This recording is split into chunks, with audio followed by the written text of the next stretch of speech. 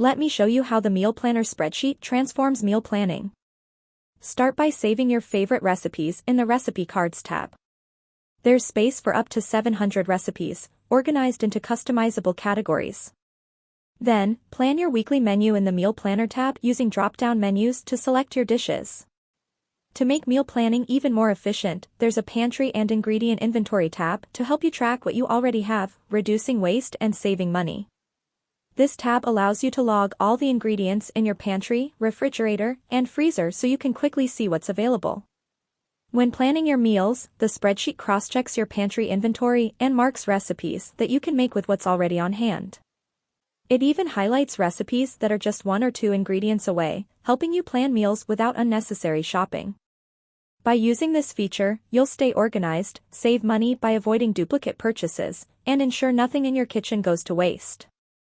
If you're ready to streamline your mealtime routine, check the link in the description to get your copy today.